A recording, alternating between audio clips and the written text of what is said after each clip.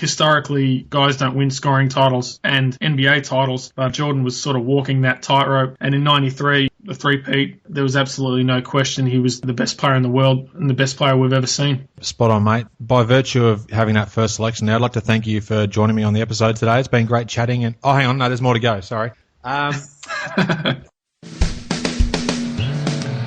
Then you are in Australia right now. You're talking NBA basketball. You're talking great teams. You're talking great individual players.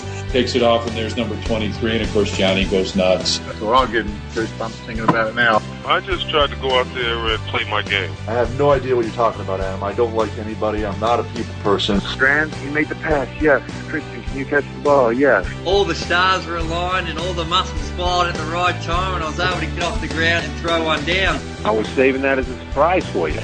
And now, introducing your host for In All Airness, Adam Ryan.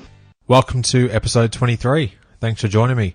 My website, inallairness.com. Just add a / and the episode number to view show notes. Being episode 23, I was hoping to speak to the great man himself, Michael Jordan, but his private number was busy each time I tried to call, so therefore could not have him as the special guest for episode number 23.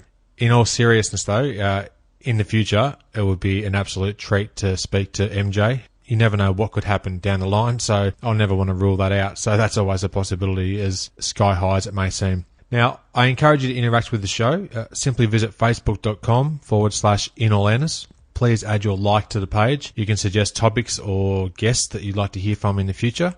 You can also leave voicemail comments or questions on either site. Please subscribe to my show on iTunes, or you can simply add my RSS feed. Just check out the right-hand sidebar of my website. You can hear the show as well on Stitcher, Player FM, and other podcatchers. Follow me on Twitter at inallairness. If you add a review of my show on iTunes, I'd be most appreciative. That's the ultimate assist to me, your ratings and reviews, and you can do that by visiting inallairness.com/iTunes. On this episode, I'm joined by a good friend of mine, Todd Spear. It's his first time on the show, and we enter into a competition of sorts. It's called Retro GM. Please do check the show notes for this episode. It's inallairness.com/23. That will give you a breakdown of how the Retro GM contest works.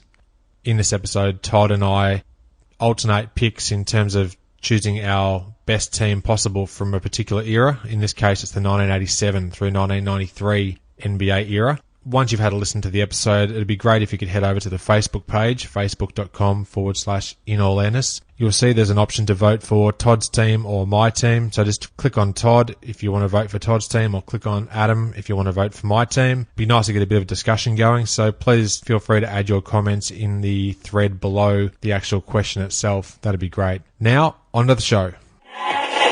Today I'm joined by a good friend of mine, Todd Spear. How are you, Todd? Yeah, good, Adam. How are you, mate? I'm going very well, thanks. Thanks for joining me on the show today. It's great to have you along.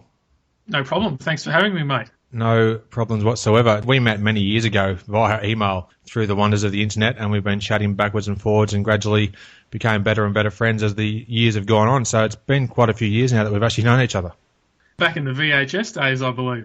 Yeah, that's right. So we're dating ourselves a bit for sure. This is your first time on the show. Can you just perhaps talk about your involvement with basketball and what you have done in the past and what you're up to these days, mate?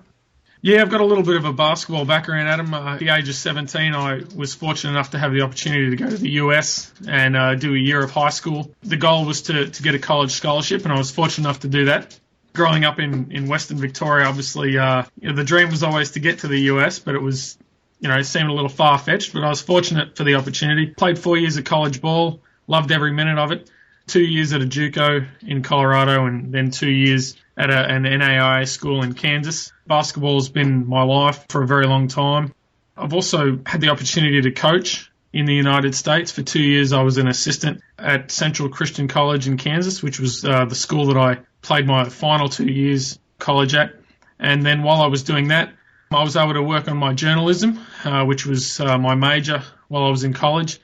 And I was able to travel back and forth to Oklahoma City, where I covered the Thunder the first 3 years of their existence in Oklahoma City. I was writing for Slam and couple of other publications, a couple of Australian publications, mostly freelance work, but journalism is what I wanted to get into, so it keeps me involved in the game. But just in the last year and a half, I've been working on a biography on Drazen Petrovic. The manuscript's finished. It's all ready to go. It's being edited as we speak. Yeah, shopped to US publishers. Really excited about that. Always wanted to write a book. As you can tell, I haven't strayed too far from the game, whether it's playing, coaching, or writing. It means everything to me. So, as I'll probably show today, probably means a little too much to me. But I suppose a little bit of an interesting story. But yeah, loved every minute of it. Got a very good background, and the more that you talk about those credentials, the worse I feel in terms of actually being the host of this show. But anyhow, that's another matter. You do have some great background involved with basketball, and particularly those 3 years you were talking about when you were covering the OKC Thunder. That's also an entirely other topic that we might even get into at another time also. Yeah, absolutely. It was funny. The very first game I went to, without going into too much detail, the first game I covered was in December of 2008, and the Thunder were 3-29. So they were at rock bottom. Carlissimo had just been fired about 3 weeks earlier, and they actually had a win that night. It seems like they've been taking extra steps ever since. Yeah, very fortunate to have had the opportunity to see Durant and Westbrook up close and speak to them and sort of watch their formative years, but they've left me behind. They've gone on to bigger and better things.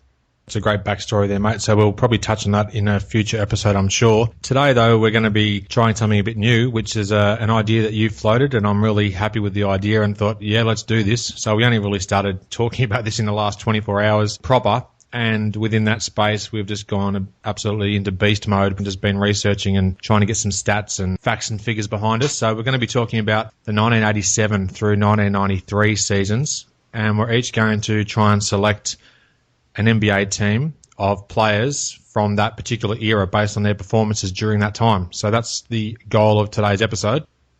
Yeah, it was a little bit difficult, Adam. As you know, we've made some pretty strict criteria, so a lot of great players in that era, but not everyone's going to make the cut, unfortunately. I've painstakingly gone through my list and I've double and triple checked it, but it's just tough that you have to leave some of these great players off. Now, some of the guidelines for the choices that we're making today, we'll go over those briefly in a moment, but for those that wish to find all the rules and regulations of what we've actually put in place, you can just go over to my website, inallairness.com, and check out in the show notes for episode 23, and you can see the particulars of the reasoning behind our choices today and how it all works. So, do you want to just quickly go over a few of the guidelines that we've put in place, mate? Yeah, absolutely. The first one is the 2-year rule. So between the years of 86-87 to 92-93, players that we're going to be selecting must have played at least 2 years within that period of time. So that means Shaq, for example, who was a rookie during the 92-93 season, he wouldn't make the cut. He just misses out because that was only the one season that he played during that span. So that's a good explanation of the 2-year rule. That does narrow it down a little bit and make it a bit easier for us to perhaps choose some people within that era. Another thing is that these players must have played in at least one All-Star game or have been selected in an All-NBA first, second or third team. Yeah, well, that means the best of the best, doesn't it? And even having said that, you know, there was some great players that didn't play in All-Star games. You know, Derek Harper, Eddie Johnson, for example. Not that they would have been our choices anyway, I'm sure, but absolutely the best players from this era will get chosen. Another criteria, Adam, we'll be selecting, obviously alternating our choices, but the format will be for the first five, starting five, center, 2 forwards, 2 guards, and then we'll fill our benches in, you know, regardless of position from that point forward. Sounds very good. With the All-NBA teams, the All-NBA third team didn't actually come into being until the 1989 season. Now, I'm not sure of the actual history behind that, but I'm assuming, and that could be a mistake, that this came in because of the expansion teams that started to enter the league around this time. So maybe they went to the third All-NBA team based on that. Do you actually know the reasoning behind the third team? I don't, to be honest, but I did notice that they didn't have any for prior years. It was really hard to make an All-NBA first and second team prior to that. Got to be in the 10 best players in the league. Yeah, true. So that gives us a bit more of a wider pool of players to choose from. As you said, we're going to alternate our choices. The first person to pick based on the results of a virtual coin toss to make sure it's all official. Thank you to our sponsor, virtualcointoss.com, for their input there. That's exactly right. Courtesy of Professor Google, we've come up with the virtualcointoss.com. That will be kicking things off for us in just a moment. So is there anything else you wanted to add, mate, before we actually get into the coin toss and start choosing our respective teams? No, I think we're good, but yeah, just to reiterate, the choices will be based on the performance between the years we've listed. So you and I spoke earlier, Adam, and a guy like Reggie Miller, who sort of didn't explode until the 93-94 season, at least in my mind, sort of a big-time player. He'd be on the fence. Kareem, another guy that we talked about earlier, he'd be on the fence because after 87, his production really dipped. So I expect some interesting choices.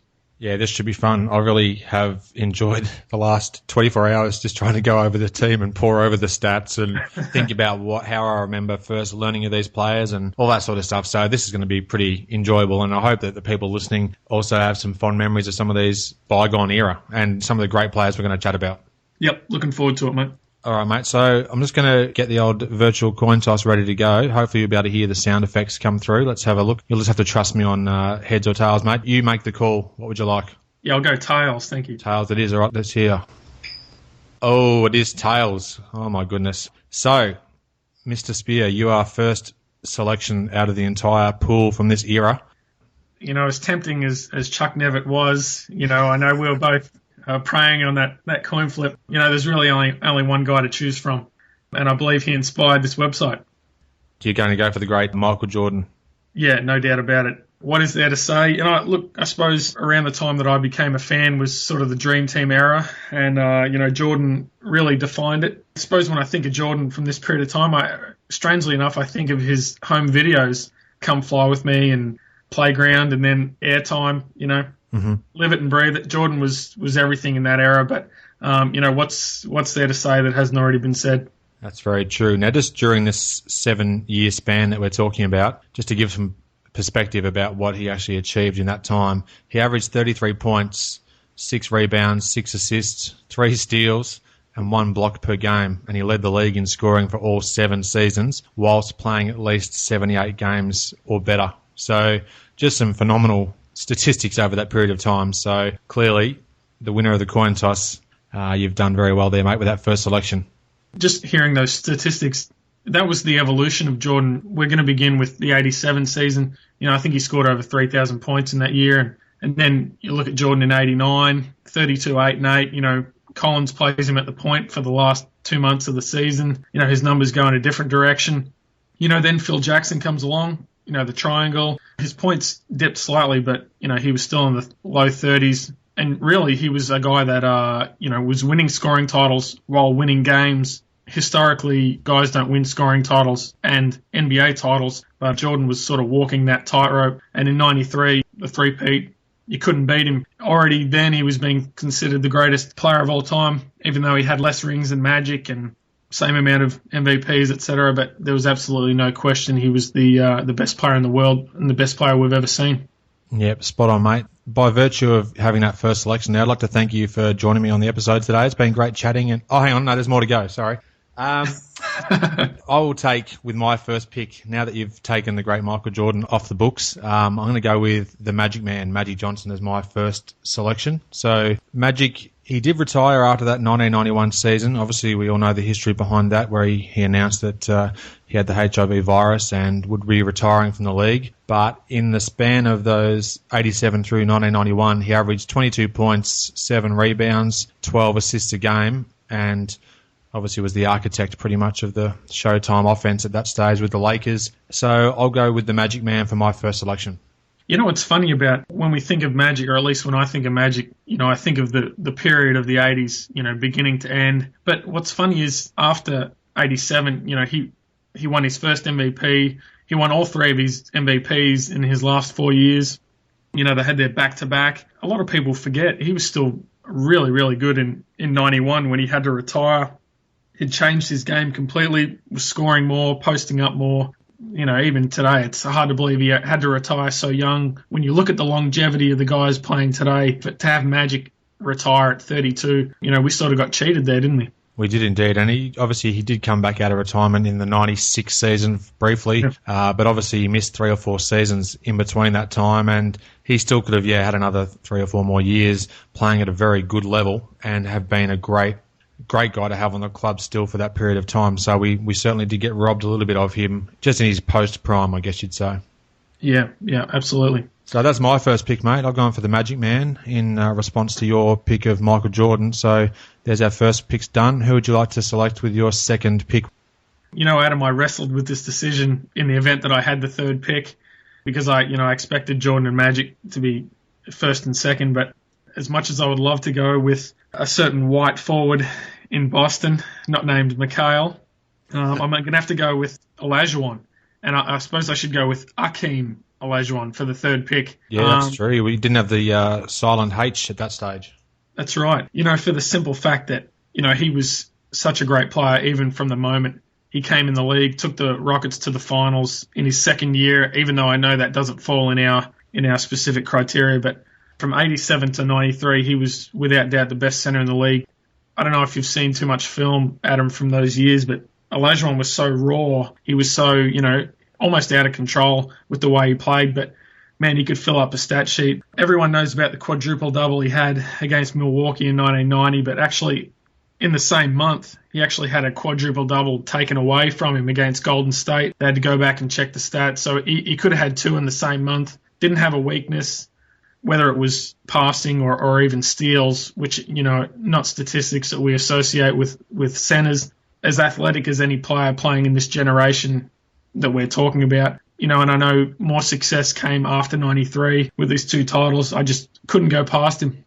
Yeah, no, exactly right. And when I was looking over these possible centre picks as well, I was thinking about Olajuwon. And you're right, the 86 finals just falls outside of the era that we're talking about. But that sort of helps set the scene for the fact that he then went and just dominated his position over that period of time as well. I don't know the whole backstory on Olajuwon, but I'm pretty sure he came over to the US in college, and then he only really started picking up the game when he was in his late high school or early college, or just prior to going to college. So that just shows you how incredible an athlete he was to be able to then modify his entire skill set to be able to play at the highest level and be a Hall of Famer.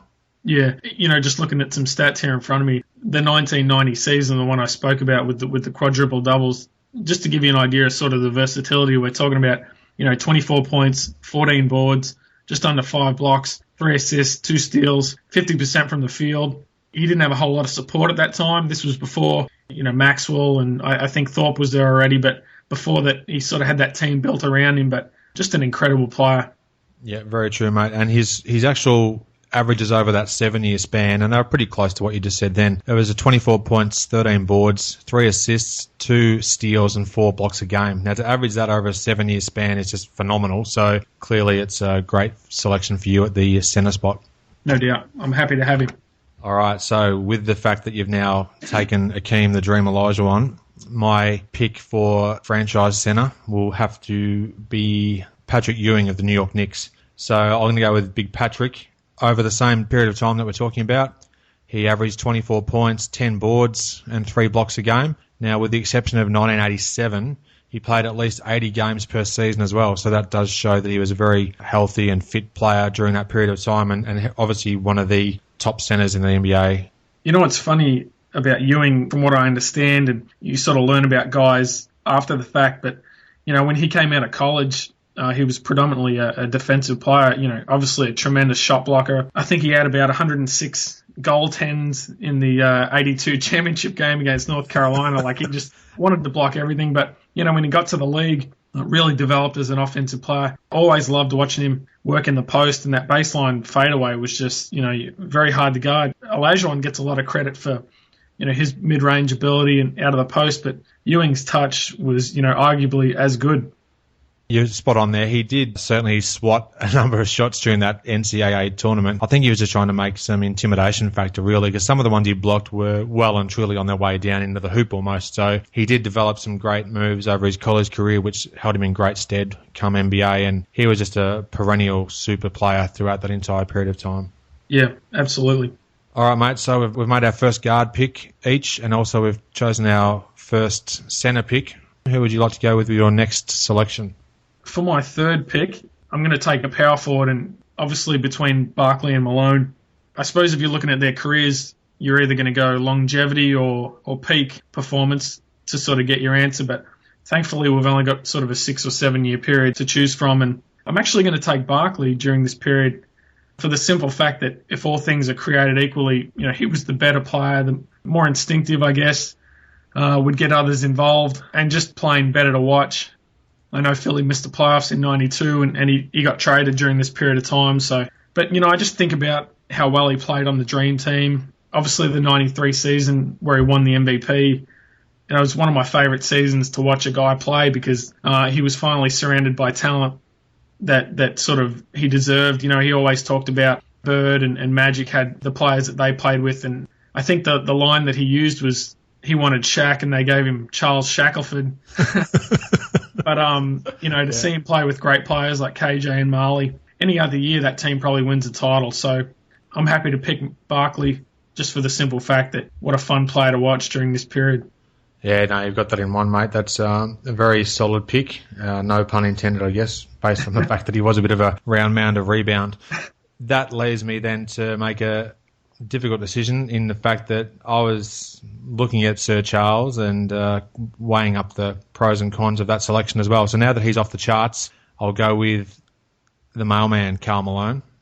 He averaged 28 points, 11 rebounds, 3 assists, was the MVP of the 1989 All-Star Game, and we know that his career, he had some fantastic averages throughout his whole career. I've never really been a massive fan of the mailman, and on some of the previous episodes of this show, it may have come across that way. I've got nothing personally against him. I just didn't really enjoy his personality, perhaps, as much as some of the other players. So he was very workmanlike, obviously a physical freak in terms of his build and longevity and being able to play, almost 82 games every season. So I'll take the mailman with my next selection.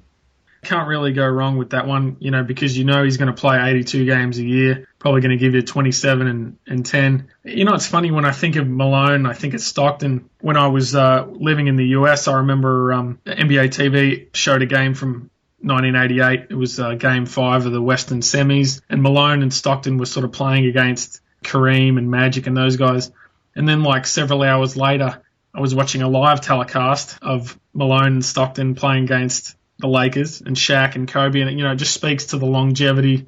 I agree, I'm not a huge Malone fan myself, but he really worked hard to become the great player that he was. Probably, if you're going to use the example of statistical guys who maybe you needed to see play to better understand them, because if you looked at Malone's stats, you'd argue that he could be a top 5 or 10 player based on his averages and totals. But if you watched him play consistently, which I know you and I both have, yeah, you'd tend to put him in, say, a top 20 of all time.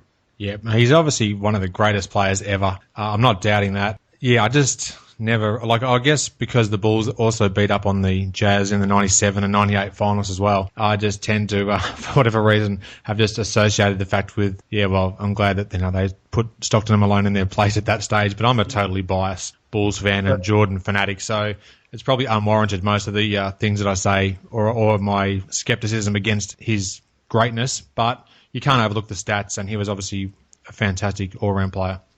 And the mailman doesn't deliver on Sundays. Well, that's right. Very true. In the words of Scottie Pippen, who was that was a fantastic quote, and that he said to the mailman, I think it was Game 1 of the 97 finals. Yeah, that's right. When Carl was at the line to have those couple of free throw attempts, and he came up short on both, and we know how that game ended. I believe we do, yeah. We could have picked it, but yeah, to actually see it happen. And then I think the fist pump there after Jordan hit that shot. That's right, which was later imitated by Richard Hamilton. Did you remember that? He actually then started doing it when he was a Wizards era playing with Jordan. So he then started bringing out the fist pump as well. Just quite incredible. I know we're getting random here, but I even seem to remember, I know he hit 2 game winners with the Wizards, Jordan, at Phoenix, at Cleveland, but I think one of them he actually had the fist pump, and Hamilton was 3 feet behind him. Doing the exact same pose. Exactly. That's right. He hit the one in Cleveland, the shot 3, if you want to call it, I suppose. That's when he brought out the fist pump, and he did it again at Phoenix when he hit that shot over the Matrix. Yeah, that's right. Over Sean Marion, obviously imitating greatness, so you can't really go too wrong. No, indeed. Go as random as you want, mate. Any of these names that we mentioned, if you've got any side stories or bits and pieces, then I'm all for that sort of stuff, so that's not a problem. Beautiful. It's easy to do, but yeah. That's the basis of this whole show, pretty much, the entire era, going back in the NBA history. I'm happy to branch out wherever it takes us. So that was my pick, the mailman, which gets the ball back into your court, so to speak, who would you like to pick next? We're probably looking at small forwards, I guess, based on the way that we're going. I can't help feeling that these guys are falling in my lap, but, I passed on him once, but, I'm going to have to go with Bird. And you know what? Even though this period of time, really, it was 2 great years and then sort of one year that was sort of blown out of the water. He only played 6 games, I think, in 89. That's right. Then you got 3 years where he wasn't the same Bird, but, you just sort of hope that he showed up healthy because he was capable. It was sort of in there somewhere. You knew Bird, you still feared him, but it just wasn't as consistent. But you know what? I'm still going to take him, for the reasons that, 87 was my favourite Bird year, even more than the MVP years because, they had to work so hard to get to the finals and he was playing heaps of minutes in the playoffs. The final 3 games of the Eastern Finals, if memory serves, he went for over 30 and, he was like playing 48 minutes. 88 was his best year statistically. He lost a heap of weight. His body was quite toned and he shot the heck out of the ball as always. And the last 3 years were difficult. But, man, I know you remember this game, Adam, but 1992, March 15th, Portland, NBC, Marv Albert, he hit that crazy 3. 49, 14, and 12 was the last time he was Larry. Those are the things you remember. So I'll very happily take Bird as my small forward. Yeah, you take Larry Joe Bird any day of the week pretty much. And based on the fact that even an 80% Larry Bird is better than a 100% almost everybody else. Yeah, that's very true. He retired after the 92 season and obviously was terrible troubles with his back and other related injuries, but that game against Portland was an absolute showstopper, and I remember watching that on our one game a week that we get on TV here in Australia. Just a great game. It was edited down, unfortunately, that we got to see it, but at least we did get to watch it. And he hit that crazy 3-pointer I think that was to force overtime. Is that right?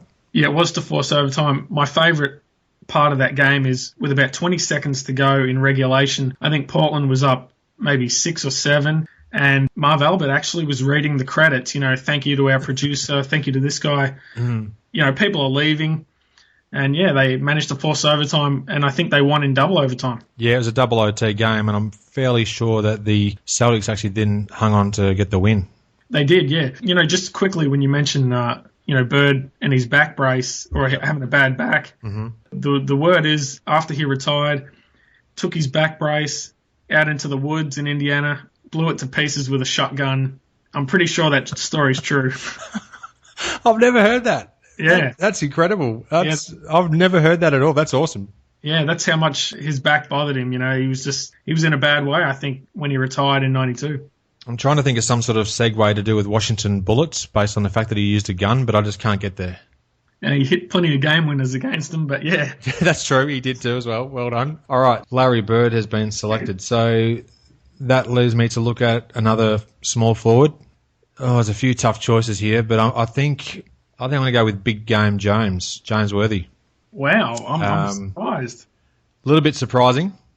7 years worth of very high level play. Yeah, I'm deliberating, but I think I'm going to go with Big Game James. Played at least 75 games each season, except for the 1992 season. And he averaged 20 points, 5 boards, 4 assists, and also 1 steal.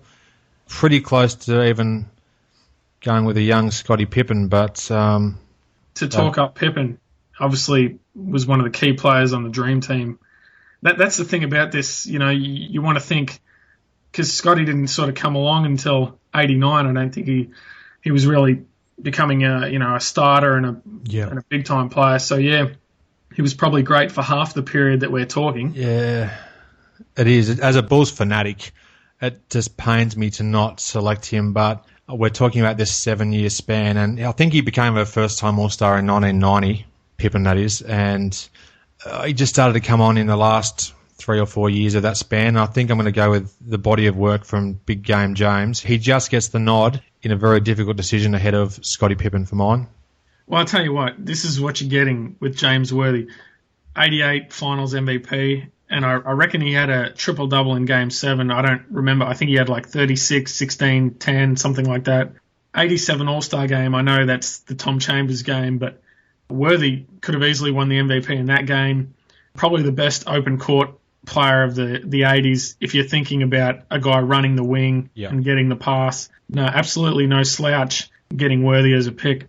Yeah, it's just I've said it, so I'm gonna stick with it. But boy, I'm super close to going with Pippen, but he just misses out, I'm afraid. Your next selection, mate. We've got 4 picks so far. We've got one more to round out our starting 5. A similar dilemma to what you had in choosing Malone. You know, I'm not a huge Isaiah Thomas fan, but obviously he was an incredible player to watch. Couldn't keep him out of the paint. He was just, you know, obviously a very, very tough competitor. But you know what? I think the thing that makes me most impressed by what he did during this period of time was that he made the Pistons relevant. When he was sort of making his rise in the league, it was the Celtics and the Lakers, but he sort of elbowed his way in and made the Pistons amongst that sort of group. You know, they had some heartbreak defeats during that period. 87, obviously, they took Boston to 7 games, and then the next year in the finals against LA, they took them to 7 games. Finally got back-to-back titles in 89 and 90. Phenomenal player. You know, statistically wasn't that imposing, but man, if there was a big game or a big shot, you knew he was going to show up and he was going to, you know, make plays. So I'll happily take Isaiah Thomas. Yeah, and also speaking of elbows, and Karl Malone and Isaiah Thomas, they have a bit of a history too. There is no doubt about that, and you just wove that together beautifully. You know, I sort of set that up, but I knew exactly where you were going with it. YouTube would have more information on this.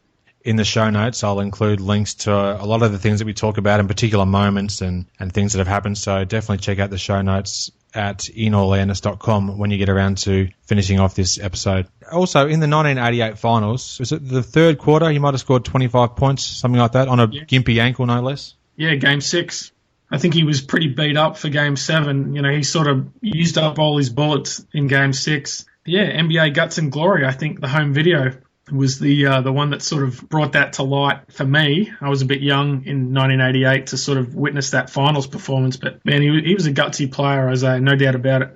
That leads me to make my final selection to round out my starting 5. Now, there's a few good names that are still right there at the top that are tempting me. I think, though, that I will need to narrow it down and go with, this is tough. There's a couple of bigger guards that I'd like to go for, but I've already got Magic, who's 6'9", so I've got to go for someone small who can also help with running the floor and setting up plays. Not that Magic couldn't do that anyhow. He averaged about 12 assists a game for the 7-year span we're talking about, but I think I will select Mr. John Stockton. Yeah.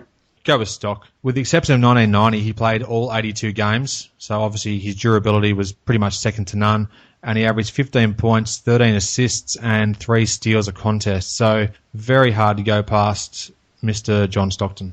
And a little bit of irony in that Isaiah was picked one step ahead of Stockton, considering, you know, the Dream Team background where, you know, Isaiah was certainly worthy as far as from a playing standpoint, but, you know, Stockton was right there with him on his heels. You've got to appreciate a guy who's going to play every night and certainly play at a high level. The age-old sort of argument, did Malone make him or did he make Malone? You know, I sort of am of the opinion that they made each other, and, you know, phenomenal player, obviously longevity, but like a lot of these guys, you know, sort of like Jordan and Barkley, and he came of age during the period of time that we're sort of focusing on, and just a phenomenal player.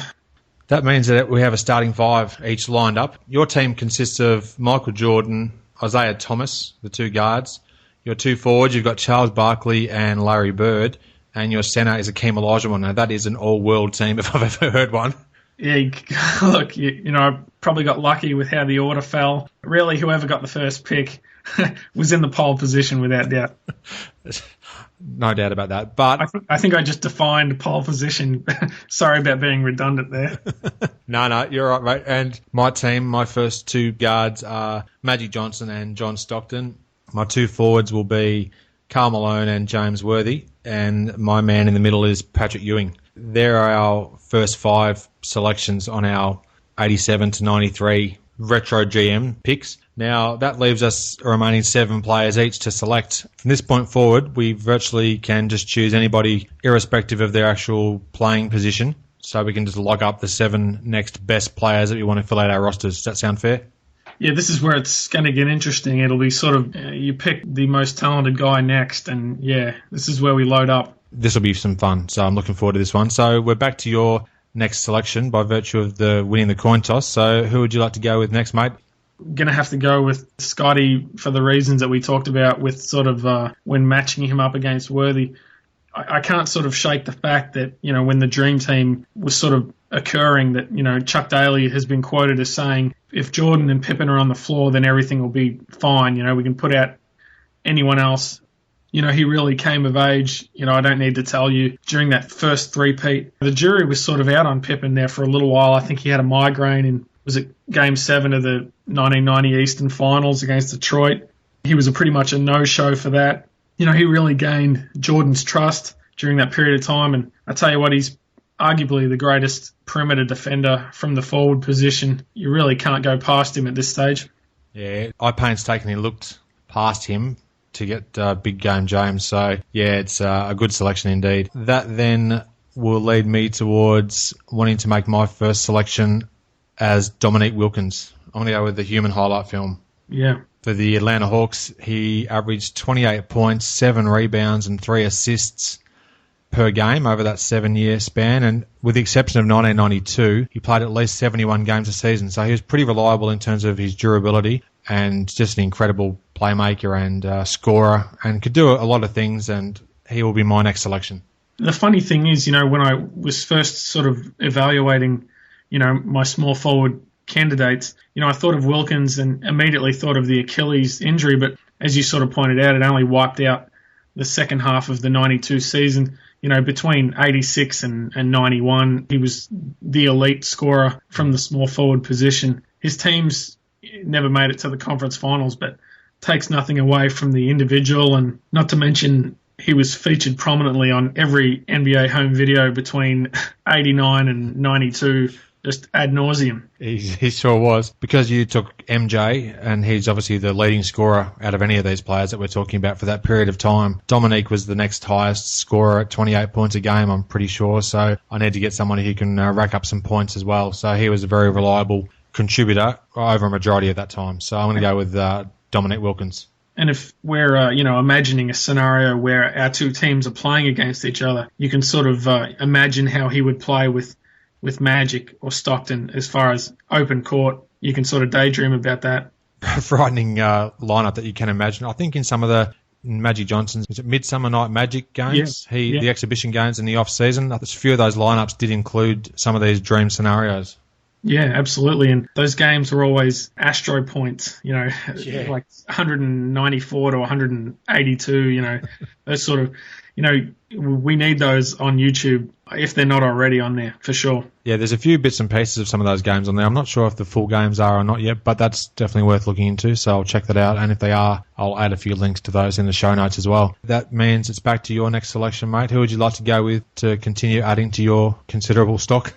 Yeah, once again, a difficult choice, but, if we're abiding by the criteria, I was sort of obviously thinking about David Robinson as another center, but I think I'm going to go with Clyde Drexler for the mere fact that, once again, focusing on this period of time, twice he went to the finals. I think he was a runner-up for the MVP in 92. If he wasn't, he should have been. We're talking about open court guys like Wilkins and Worthy, and Drexler was, sort of in that vein. Obviously, with the Drazen book, I've obviously looked at that Blazers era a lot closer, and one of the things I was interested to find was Drexler wasn't a great practice player. He wasn't much away from the game itself as far as the time that he put in, but when Buck Williams arrived, it sort of took Drexler to another level, and we all saw the results: 1990 finals, 92 finals behind Jordan.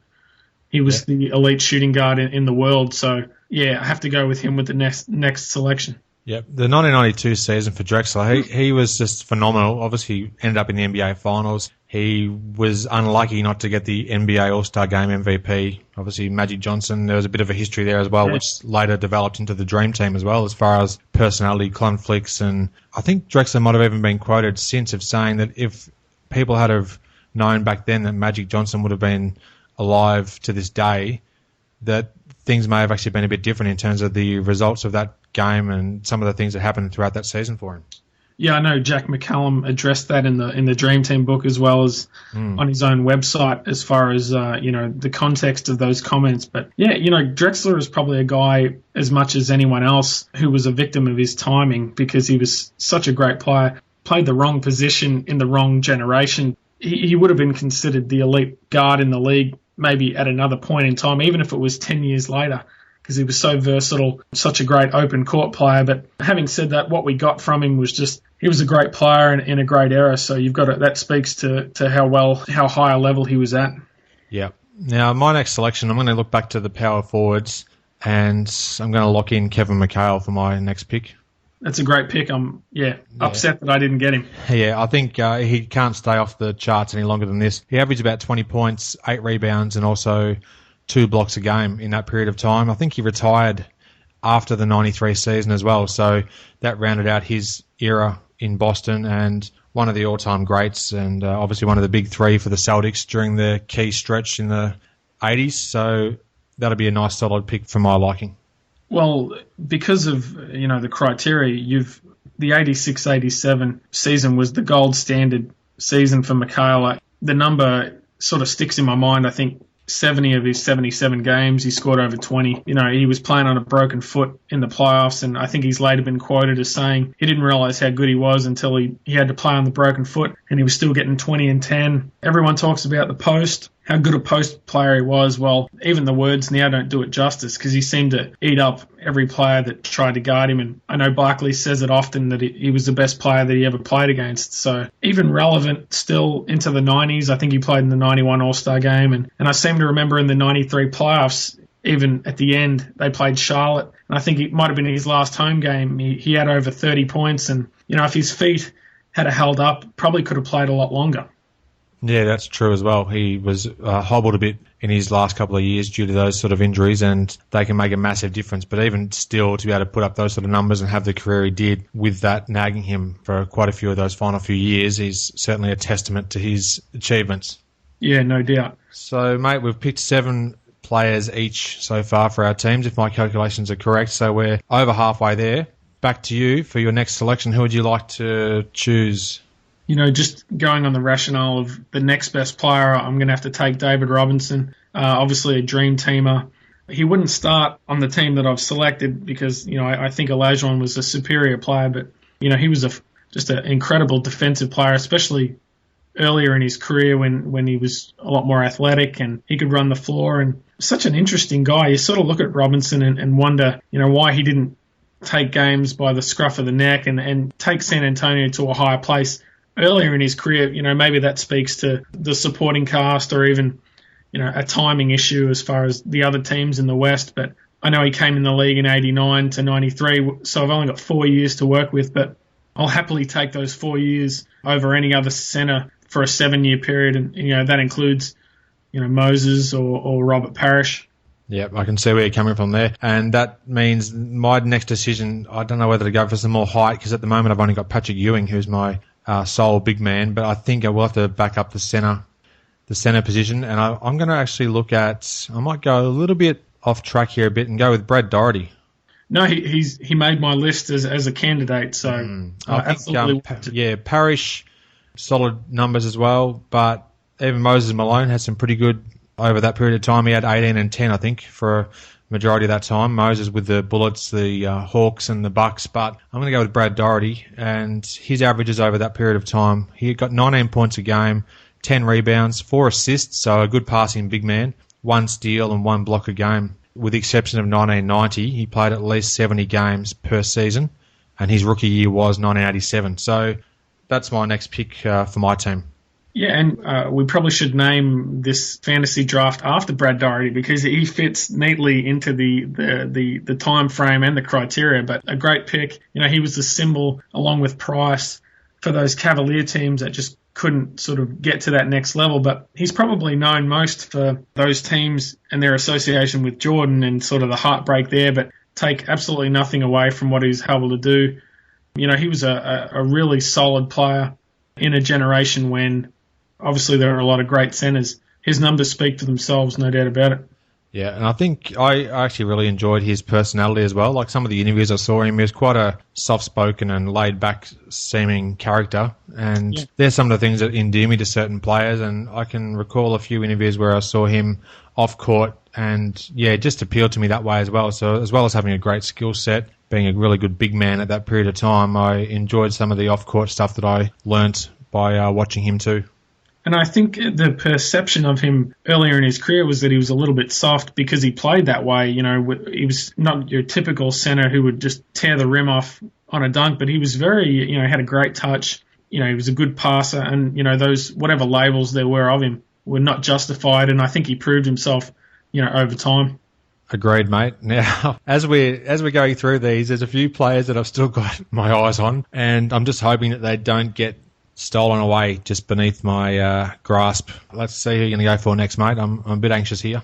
I've got three guys that I'm really tossing up at the moment, but it's easy to pick a guy based on what we know them for, but that doesn't necessarily fall in with what we're going for here. So I'm going to go for Chris Mullin because I think his 5 best years, over 25 a game, 5 straight years. And this was the period of time where he was obviously at his best, and I think all but 93 he was mostly healthy. I know he had the alcohol rehab maybe early in the period we're talking about here, but the Dream Team era, he was a great contributor to that team, and just a great shooter. He didn't need to take 20 shots to be effective. He probably needed to take 12 or 14, and he'd still get over 20 points. So it just seems like a guy, when I watch film of him, that would be fun to play with. He makes the extra pass. Obviously you'd hit him with a pass and he would spot up, and it just seems like a fun guy to play with. Obviously Don Nelson teams are like that, but very happy that I would take Mullin because I know he'd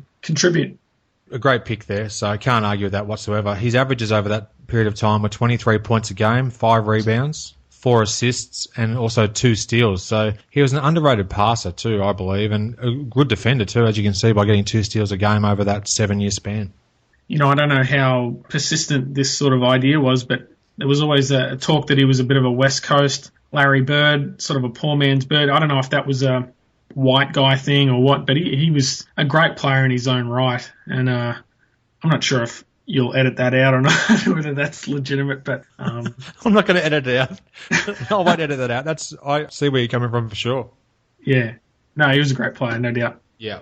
We've still got some really good players on the boards here, and I'm just trying to work out who I'm actually going to go with. But I think I may, now that you've taken Chris Mullin, I might go with, I'm going to go with, I'm tempted. No, I'll give him a miss. I'm going to go with Fat Lever.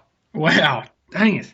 Yeah, I'm going to go with Fat Lever. Now, he's a player that I've championed a little bit in episodes past of this show, and I just think he's one of the more underrated players in NBA history, let alone in this period of time. So he played with Denver and Dallas during this particular span, and he averaged 18 points, 9 rebounds, 7 assists, and 2 steals a game. Including his time in the Nuggets alone, he had 46 triple-doubles, which is just phenomenal.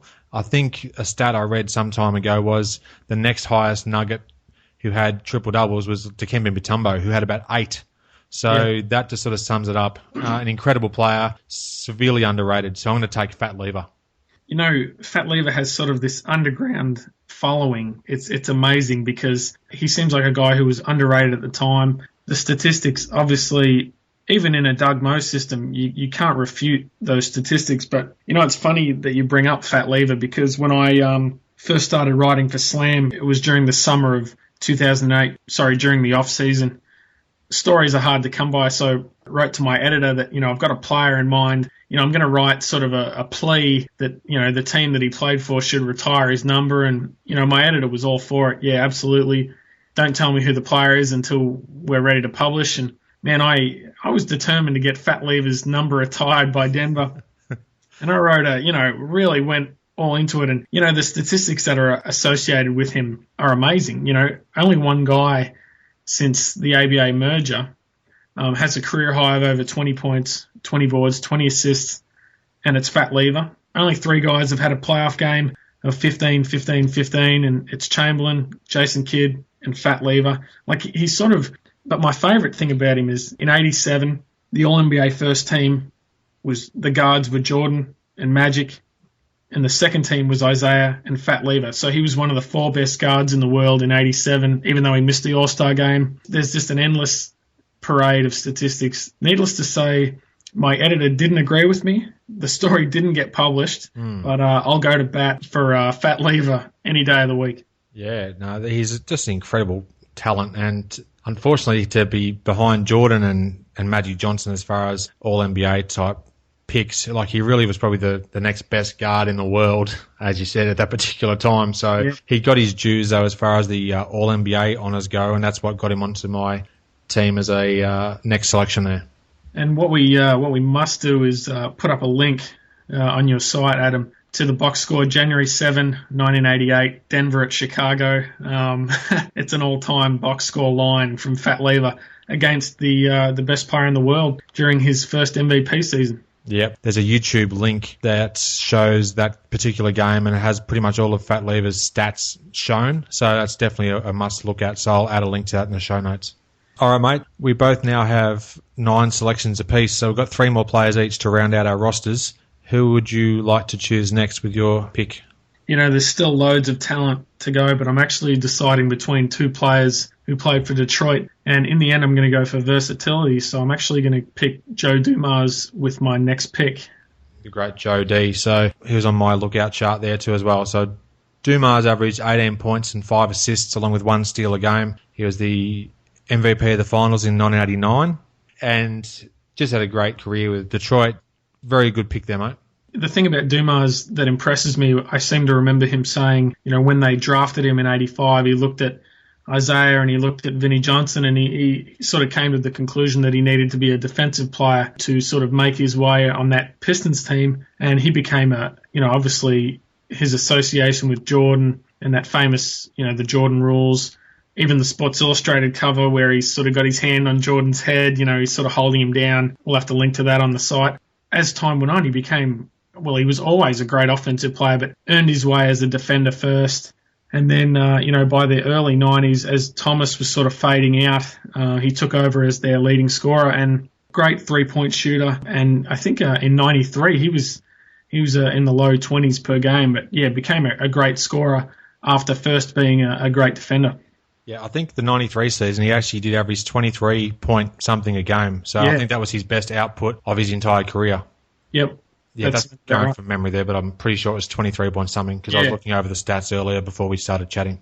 Yeah, well, I don't doubt it. That was sort of his high point as an offensive player. So, So that's your 10th pick then. You've only got 2 more to go. So my 10th selection, there's just some super names still on the list here, and I'm just umming and ahhing about who I'm going to go with. But I think my next selection will be Terry Cummings. A friend of the show. Yes, a friend of the show indeed. Episode 17 of my show, to be precise. Just that I had that ready. It's inallairness.com/17. Now, speaking of underrated players, as far as underrated players can go, on a list of this sort of nature, Terry Cummings had just a super career, really, when he had his serious knee injury following the 92 season, I think it was. That really did limit his impact somewhat. But prior to that, he just had some incredible numbers over a long period of time. So during the span that we're talking about, he averaged 20 points, 8 rebounds, 2 assists and 1 steal per game. So 1993 season, he missed almost the entire season because of that knee injury. But the previous 6 seasons, some very stellar numbers there. And I need to also build up my power forward stock because at the moment, I do have Kevin McHale, I suppose, but Karl Malone, and now I'll round it out with Terry Cummings. Well, I'm going to need someone to defend Terry Cummings, so that'll be the emphasis for my next selection. But, what a great player as far as longevity. He was sort of the anchor of those Bucks teams that won all those Central Division titles in the 80s. Really, looking back on those statistics that you mentioned, was a better scorer than I remembered. Mm-hmm. And, he overcame, I think he had a pretty serious heart issue early in his career, and that was sort of left behind. I think it was something similar to what Hank Gathers passed away from. So for him to sort of carve out that career was, incredible, really. But very consistent, very solid, and he seemed to always play on good teams. Yeah, and you're right about that heart condition that he had, or heart issue. He mentioned that early on in our discussion as well. So he goes into a fair bit of depth about his career, and I loved every second chatting to him. So he does talk about that as well. I think it might have been during his San Diego Clippers years, the first couple of years he was with them. Yeah. So that's my 10th selection, was Terry Cummings. There's just some great players that I'm just overlooking each time I make these selections, and I'm thinking, oh, should I have gone with somebody else? But I'm happy with those picks so far. We've got 2 picks left each, mate. Who would you like to go with for your second last selection? I'm pretty happy with this pick. I'm going to get Dennis Rodman, because I need length and I need more defense. Obviously easy to remember Rodman for the craziness of the 90s, but certainly more than happy to take the Rodman of the 80s for his versatility. I know, he used to defend, Chuck Daly would put him on guys, big name players. As a matter of fact, Rodman, one of my favorite stats about Rodman, or one of my favorite things, the 88 playoffs, he spent time on Jordan in the Eastern semis, really spent a lot of time on Bird in the conference finals, and then he played a lot on Magic in the finals. So we're talking the 3 best players of all time, and he was able to make life difficult for them. A very different player in the 80s than he was in the 90s. Less rebounding, less minutes. Shot a really high field goal percentage, if memory corrects. He might have led the league, I think, once. Could sort of was more perimeter oriented as far as his defense went. I'll take Rodman without the hair dye. Yeah, that's right. And in 5 of the 7 seasons, he played 82 games. So a very durable player. I think his rookie season was 1987, and his averages were about 9 points, 12 rebounds, and he had 1 steal and 1 block per game. So some really great numbers. I didn't realise he was that durable until you mentioned it. But yeah, probably a guy the statistics don't knock you over. But if you want a winning team, I would say you would need a guy like that. Yep, for sure. And he effectively had a double-double for those period of time, like 9 points, 12 boards. His rebounding really took off. I think he was at 92. He averaged about 18 or 19 boards a game, and was almost a selfish rebounder in that regard. He was very focused on rebounds, sort of took over his whole game. Yeah, that's when he definitely did try to get almost every rebound possible. He'd out-rebound his own teammates at times. He just loved to get the boards so much, but he was very passionate about his rebounding. No doubt. And a couple of Defensive Player of the Year awards too in amongst that time.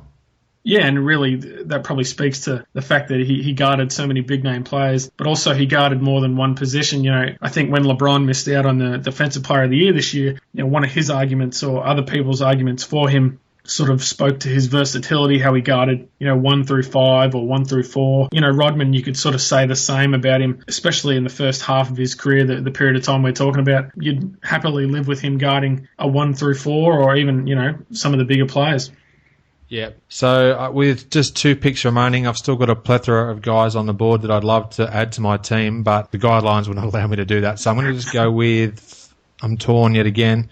No, I'm going to go with Dale Ellis. I'm going to go small forwards, Dale Ellis. An underrated, great player of the 80s and into the 90s. He played with the Seattle Supersonics, the Bucks, and also the Spurs during this period of time. And his averages were 22 points a game, 4 rebounds, 2 assists and 1 steal. As well as that, he shot 50% from the field over that period of time, along with 41% from long range. So he was one of the true 3-point marksmen of the NBA. Yeah, and his 87 season, I believe, is still the biggest turnaround in history. I think his average in Dallas was 7 points, and then it went up to 24. So a 17-point increase. Just a guy who benefited from a change of scenery. But it's interesting, when I was writing my book on Drazen, the assistant coach with the Nets, when he got there, was a gentleman named Tom Newell. He was telling me about Drazen's development, but what he compared it to was Dale Ellis when he got to Seattle, and how his game just took off. He put a lot of extra work in. And he, there was some really fun Seattle teams in the late 80s that he was sort of the top guy on, even though they had McDaniel and Chambers. But I reckon he had a very big 89 All-Star game. Memory serves, he had high 20s, just a great shooter. If you had him coming off a screen, he was going to knock it down. But yeah, certainly a guy who you look back on as one of the best shooters of that generation, without doubt. Yep, spot on, mate. I think the very first play of the 89 All-Star game was a Dale Ellis dunk from memory too. Off the tip. Yeah, you're exactly right. How scary is that? We both actually knew that play from the 89 All-Star game. It's only 24 years ago. Disturbing. That was a great game, though. Very high scoring. Yeah, it definitely was. And also a great player at that time, Alex English as well. He was an all-star in that particular year, and I remember he hit a few baseline jumpers, and he missed the cut in terms of this particular chat today, but a very, very solid player during the earlier part of the 1980s. And I think he probably was a victim of the time frame that we used, because if it was the first 3 years, there's no doubt he would have been up for consideration, but he really faded away after he left Denver. Yeah, true, mate. All right, so we have just one pick left to narrow out our 12-man roster. So over to you, mate. Who would you like to pick for your final selection today? When you get to this point, you're thinking sentimental, or you're thinking you've got enough talent already, you can just pick a guy that you like. Yep. Obviously, a lot of guys left on the board, but a guy that we spoke about earlier today when we chatted, a favourite of yours and mine. You're probably upset that I'm going to take him, but I'll take Bernard King. Yes! Well done. Well done. And thanks to Marv Albert for allowing us that half-second soundbite there. I do some pretty terrible impersonations. Marv Albert's one of my best. Bernard King, absolute. I just loved him as a player and his whole story, and it's great to see he's finally been recognised with a nod for the Hall of Fame. Well and truly overdue, mind you. Yeah, just an incredible guy. So do you want to maybe just quickly talk about your memories and how you first were exposed to Bernard and what he's meant as far as you as a fan of the game? Well, I think our stories line up as far as, how we became disciples of Bernard King. If it weren't for the home video Awesome Endings, which came out in either 89 or 90, they did a segment on the 84 playoffs and obviously Game 5 against Detroit, Joe Louis Arena. Hubie Brown was taking note of the temperature in the arena. That's right. This is where I'll go into my really terrible Hubie Brown. Yeah. Let me tell you how hard it was. I was through my shirt and through my coat, and we hadn't even got going yet. Okay, that's probably lost half the listeners. I apologise for that. I just couldn't help myself there, mate. That needs to stay in, by the way. I'll do my best. Obviously a lot of people remember that 84 postseason for the magic of Bernard King, but I'm certainly no different in that regard. But I really appreciate his years with Washington because he had come back from the knee surgery, but the 91 season, 28 points a game, among the league leaders in points. The motivation for him was always to get back to that point, and he did. Had some big games that year, and how could you not love the Bullets at that point? They were a terrible team, but he was there at that point, and it's too bad that that was the last hurrah for Bernard King. I think he tore up his knee again, and that was pretty much it. You're right. It was awesome to see him, though, get back to the all-star level and just an incredible work ethic on his rehab from the first major injury. And you see there's some classic footage of him on one of those machines that pretty much test and strengthen his knee, where he's just doing these rigorous leg lifts and things like that. Do you know what I'm referring to? Yeah, I do. He's like grunting and, just look. It looks like so full on, and the machine's just wrenching his knee up and testing it out all the time. And imagine to just what he went through to get himself back to just have one last sort of final shot, and he got the recognition he finally deserved with that All-Star nod in 91, and now he's obviously on his way to the Hall of Fame, which is just fantastic. Yeah, thoroughly deserved and probably long overdue, but just a guy, you never hear anyone who say they, disliked watching Bernard King play, and 19,000 points, and he missed a lot of games. Those career numbers probably should look better than what they do. Now, this leads me just to my final selection, and there's still some awesome names up here that I'd love to be able to add into the team, but my roster will be closed out by the 1987 NBA All-Star MVP, Tom Chambers.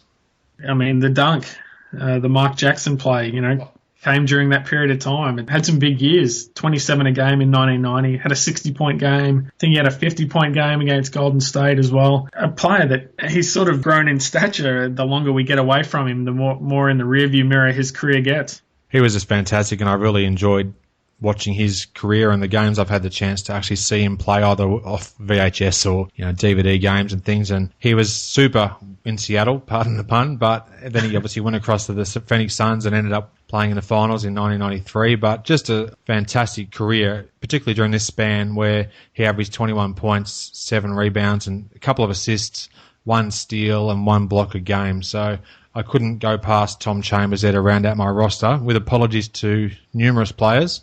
But that wraps up our 12 selections there, mate. I'd like to go back and look at my roster top to bottom just to see where I'm at. But, you feel bad. You got Tim Hardaway, Kevin Johnson, Mark Price. Point guards that were left out, you got Mitch Richmond, Reggie Miller, Reggie Lewis, Drazen, Ricky Pearce, Larry Nance was left off, Moses, Robert Parrish. There's obviously going to be great players. I'm scared that I've left someone really notable off. I hopefully haven't. That's what I was thinking as well.